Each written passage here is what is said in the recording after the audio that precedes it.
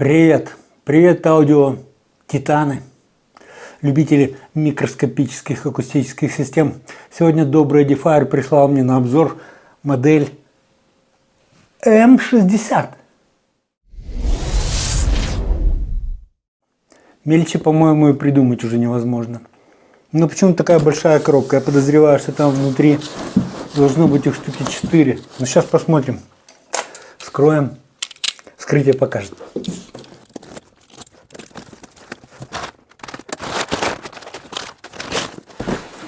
Всего-то такая вызывающая маленькая коробочка. Вот давайте я вам со всех сторон покажу. Золотом выбита М60 Edifier.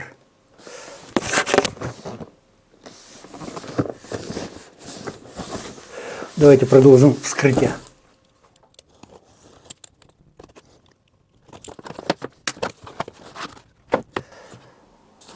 Что мы видим, дорогие мои? Какая-то металлическая вещь, очевидно, очень нужна. О, кстати, это подставочка. Для того, чтобы придать колонке необходимый наклон. Понятно, да, на столе. Если... Еще раз, это настольная система.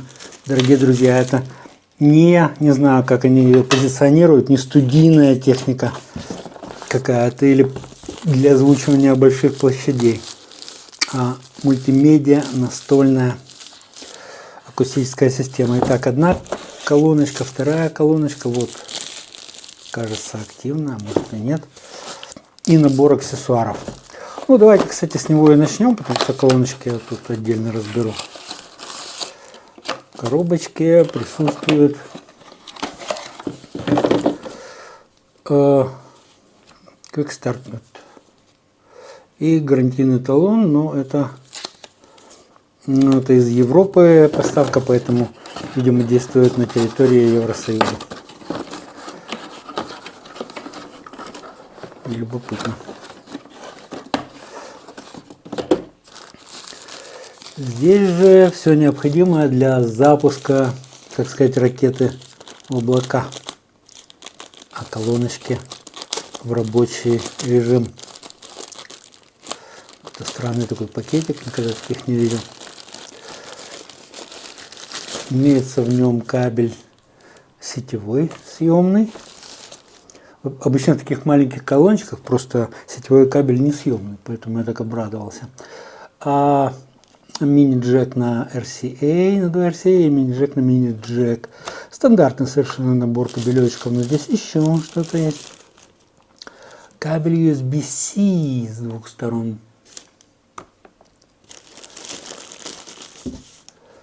И кабель, очевидно, между двумя колонками, сигнальный кабель, то есть акустический кабель.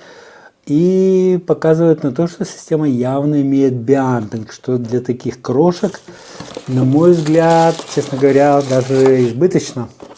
Но давайте теперь вскроем колоночку и посмотрим, что в ней. Вам видно? Хором скажите, видно или нет? Говорите, ну ладно.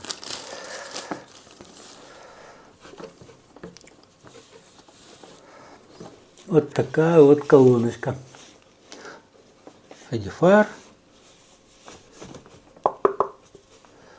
Такая плотненькая, вы знаете, не легкая. Спикер, левый канал и фазоинвертор. Значит, это пассивная колонка. Хорошо. Посмотрим вторую колоночку. Может, больше повезет, это мой филитр есть.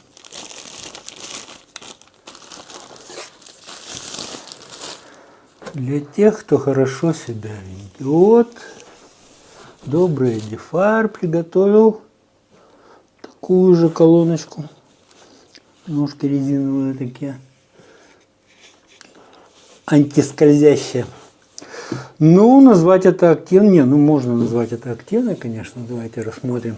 Да, сразу будем рассматривать ее как бы по структуру, построению. То есть фазоинвертор понятно. AUX-IN для мини-джека входа аналоговый. USB-IN, очевидно, вход USB. Speaker-out это выход на пассивную колонку. И сокет сетевой здесь. Вопрос, как ее включать вообще. Как что-нибудь переключать и что-нибудь регулировать.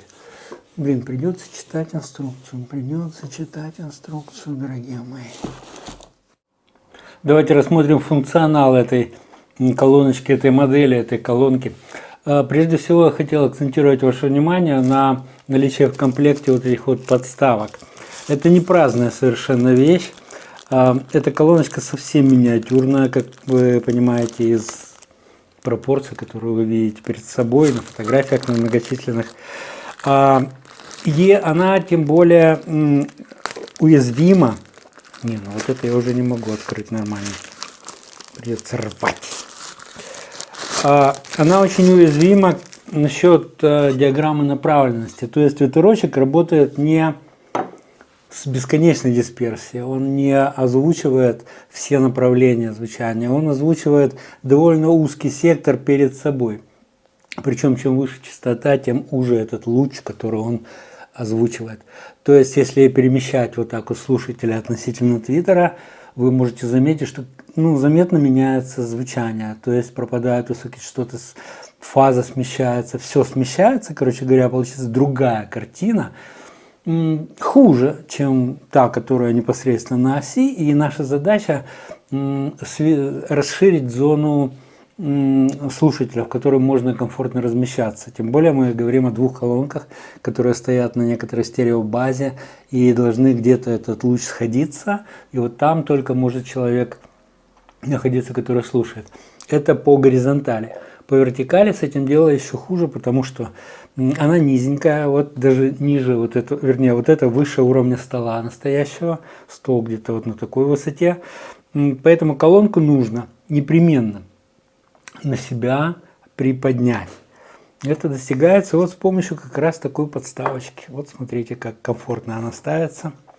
Этим обеспечивается как раз нужный угол при размещении на том самом письменном столе, для которого эта колоночка и предназначена. Вот, поэтому я это специально отдельно отметил, потому что есть люди, которые не понимают роли этой штуки. Не, конечно, можно подложить, там, я не знаю, вон мышака подложил там какого-то и на здоровье. Но, во-первых, это нужно 2 мышака подложить, во-вторых, одинаковых желательно.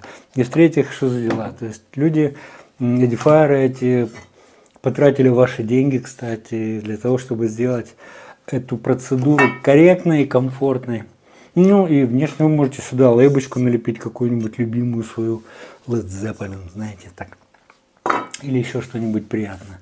Кстати, она и с такими резиночками здесь, которые не царапают, я не знаю, ваш стол и не приводят к дребезгу при установке.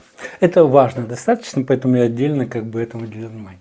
Теперь как насчет включать вот эти вот все колонки, это ужас какой-то. То есть нету ничего, ни ручек, никаких вот этих вот.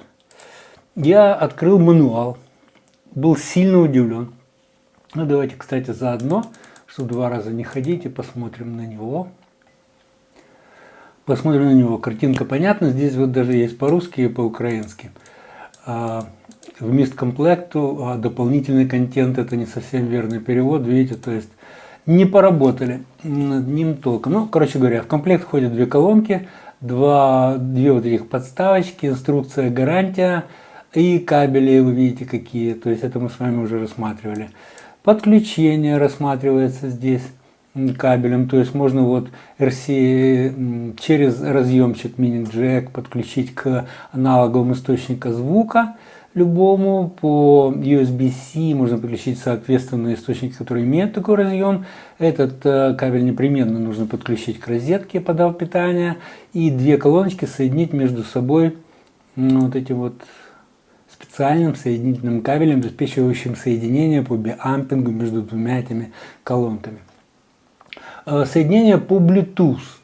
Вот нужно добиться здесь. Ага. А где вообще включение, ребята? Вы как-то...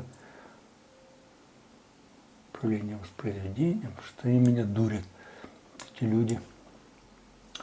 Вот, включение. Режим ожидания и пробуждения. Оказывается, сверху есть кнопки.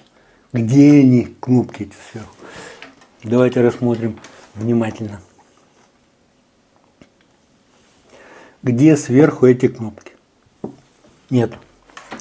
Ладно, подключу кабель для того, чтобы не искушать судьбу.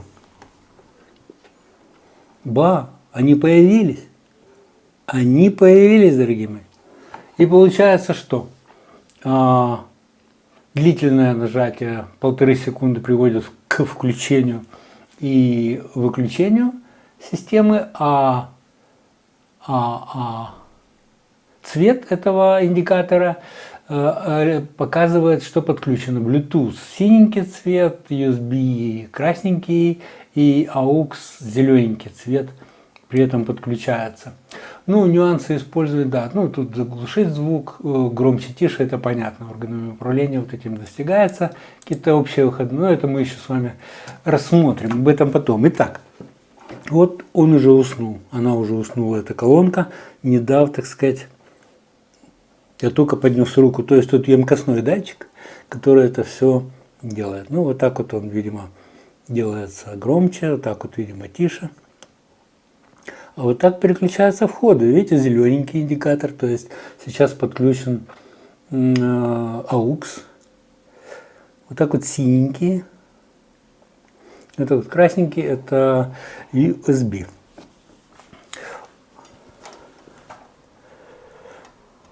Нельзя сказать, что это совершенно необходимая опция, но раз уже она есть, и, видимо, производителю было удобнее даже так поступить, и это как бы хорошо. То есть с этим все понятно. Давайте пройдемся по спецификации колонки, которую заявляет производитель на эту модель. Вот тут написано, что это компактная настольная колоночка 2.0. Перечисляется 66 Вт мощности RMS, 1-дюймовый шелковый твиттер и всего 3 дюйма длинноходный с алюминиевым диффузором Midbass, полностью цифровая обработка и цифровой кроссовер с системой DRC. Напомню, это Direct Range Control, это система ухода от искажений, вызванных перегрузкой с чрезмерным уровнем сигнала. Hi-Res Audio и Hi-Res Audio Wireless, то есть беспроводное и проводное. Hi-Res сертификация, то есть сертифицированная эта колоночка, эта моделька к этому протоколу. Bluetooth версии 5.3, USB-C и AUX входа, мы говорили об этом, компактный дизайн и легкое управление, емкостная панель для с переключением светового индикатора, работает с Edifier Kone X Mobile Application. Это я показывал его работу с предыдущей моделью MR5, по-моему. Желающие могут ознакомиться, на самом деле легко в управлении, легко устанавливается для любого телефона и позволяет управлять колонкой. Speaker stands, то есть вот эти вот подставочки, эти самые, где они там, здесь на фотографиях их, по-моему, нету. Нету, ну и не надо, значит. Выпускается в цветах. Белый мы видим, некий черный и некий классический дуб. Дальше элегантный дизайн, да, действительно, вот они стоят у телевизора и выглядят неплохо. Компактный дизайн, размеры 100 мм, 168 это, видимо, высота, и 147 это, видимо, глубина. Кого это интересует, некоторым людям это критично, потому что они норовят установить это все в каком-то ограниченном пространстве. Качественный звук с хай-резами, со всякими. Дизайн рассчитан на установку на столе и так далее. Слушайте, давайте переведем на русский, просто чтобы вы сразу это все могли сами понимать, что я буду переводить. Ну, динамики перечислены, все это очень хорошо. Texas Instruments, действительно, Edifier использует только оригинальные чипы Texas Instruments, поэтому я слышал какие-то скептические замечания, что китайцы, причем тут Texas, так вот, они один из, ну, короче говоря, они используют только фирменные чипы, и это не слишком затратно, то есть конкуренты стоят немного дешевле, а качество и бренд, конечно, играют. Корпус, вы видите, в деревянном корпусе ручной работы. Честно, я не знаю, что здесь ручная работа, но как скажете.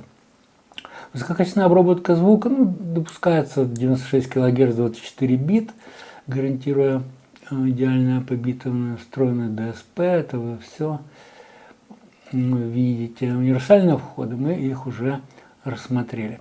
Bluetooth подключение с поддержкой LDAC в частности. Удобное управление вот этими самыми кнопками, которые я бы никогда в жизни не нашел, если бы не прочитал инструкцию. Я вообще инструкции всегда выбрасываю, когда что-то приношу домой, но в этом случае мне она помогла.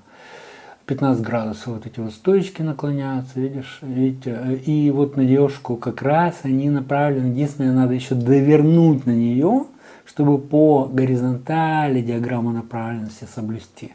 Движение KONX, ну это вы сами как-нибудь рассмотрите. Awesome Nature.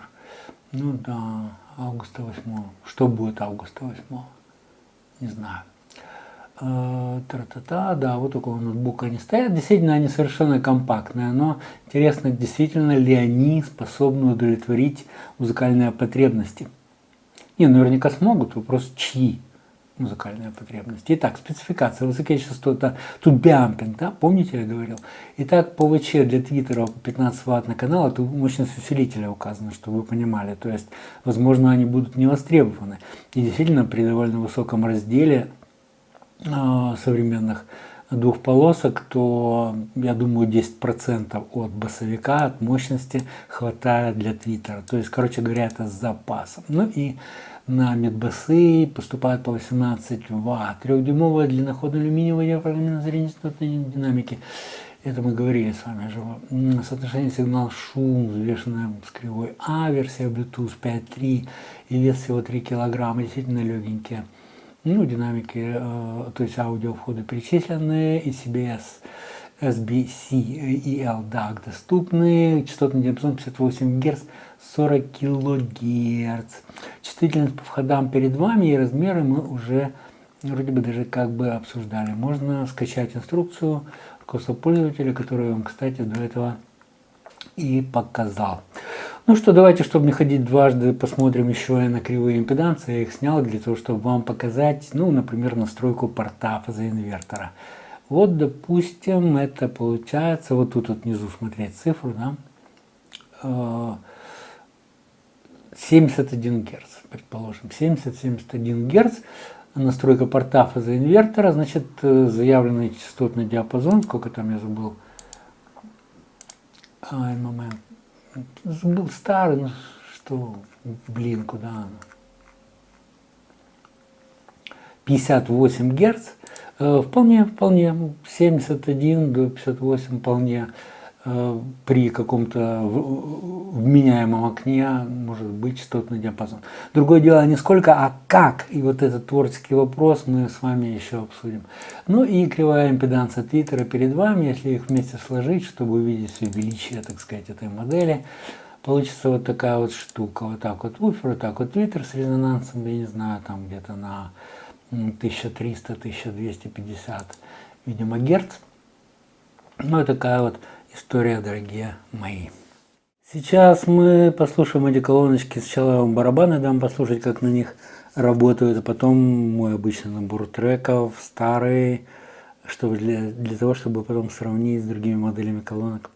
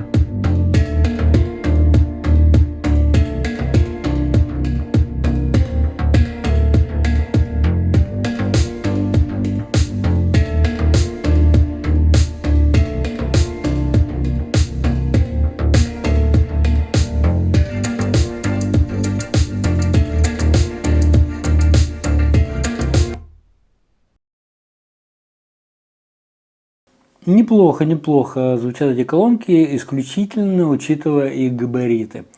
Немного удивления у меня вызывает отсутствие опции питания от батареи или хотя бы от внешнего источника питания 12 вольт или даже 4 вольта, то есть 5 вольт, то есть где-то от USB. Такие, ну, если они полагают, что 66 ватт брать от USB это много, да, это много, согласен, окей, то от 12-вольтового адаптера 5 ампер, 12 вольт, это вполне допустимая штука, то есть можно было бы найти. Это позволило бы, в частности, питать от автомобильного усилителя где-то на пленэре. Вот, это я не знаю. Может, это было связано с какими-то организационными вещами, может быть, это приводило к несуразному росту цены, этого я не знаю. Да, уже не говоря о том, что аккумуляторы можно было выстроить, и опять же, 66 ватт. Но, как я говорил, для Твиттера там вот эти вот 2 по 15 ватт вообще ни разу не нужны. Хватило бы 3 ватт, допустим, и басовикам как бы.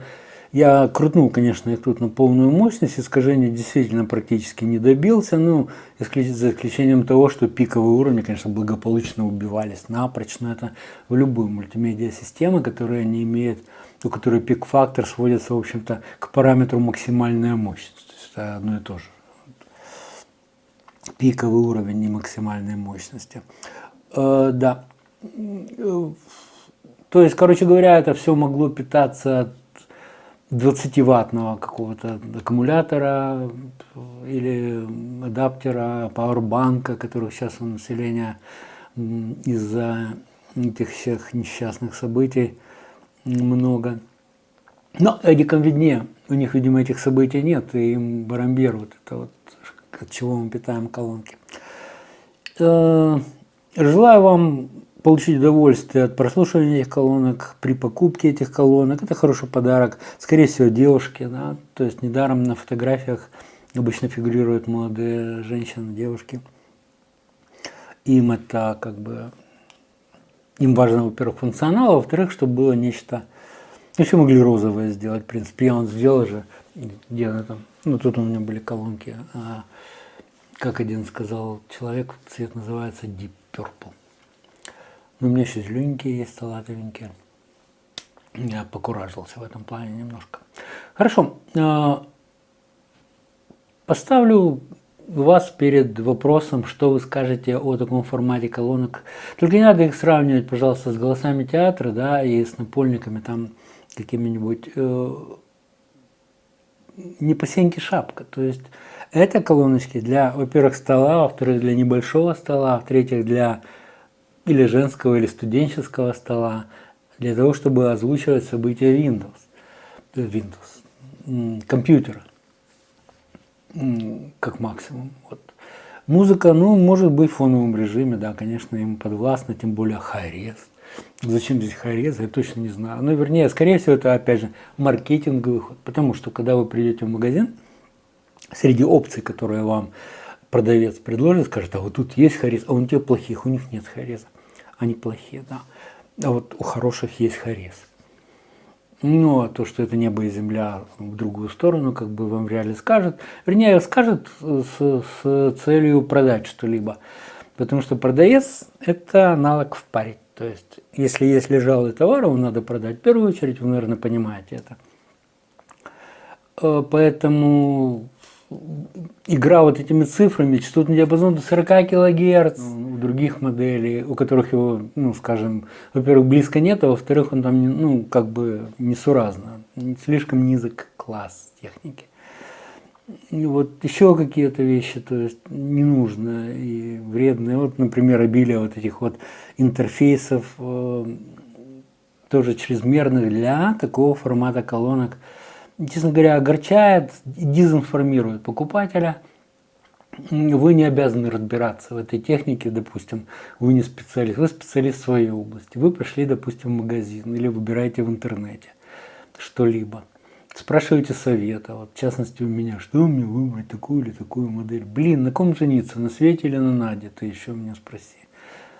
Откуда я знаю, тебе виднее, то есть у тебя свои задачи, цели. Как я всегда говорю, выпиши в столбик требования свои. Ну, например, хочу белого цвета колонки, не больше 180 по высоте, чтобы они в какую-то нишу там влазили. С интерфейсом таким обязательно с Hi-Res Wireless. Обязательно, что как, что взрослый человек. И вот, и еще какие-нибудь там опции. И, да, и цена там какая-то, вам видно. И белого цвета, или дуб, чтобы дуб был. Вот. И смотри этих соискателей, как бы конкурентов, кто в этой нише присутствует на рынке, причем на доступном тебе рынке.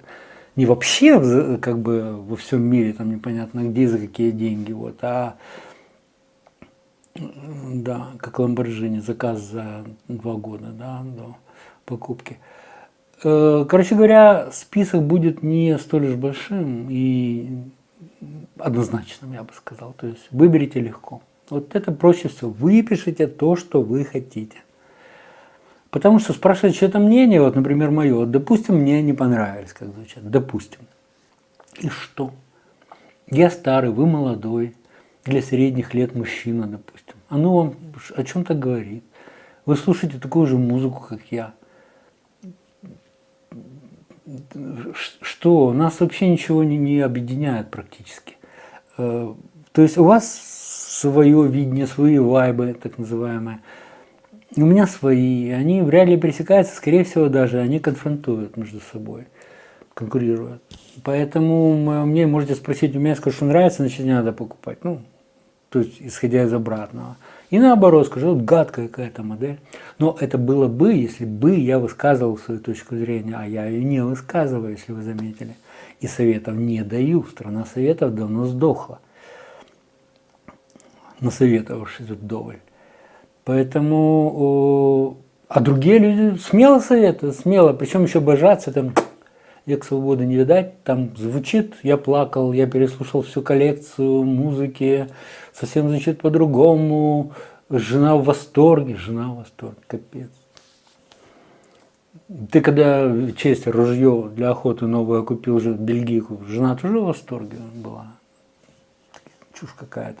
Это очень индивидуально. Кстати, если вы покупаете не для себя индивидуально, а для себя с женой, конечно, с ней надо это говорить.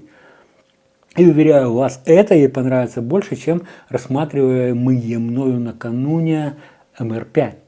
Потому что эти просто больше. И, по-моему, наверное, больше стоят.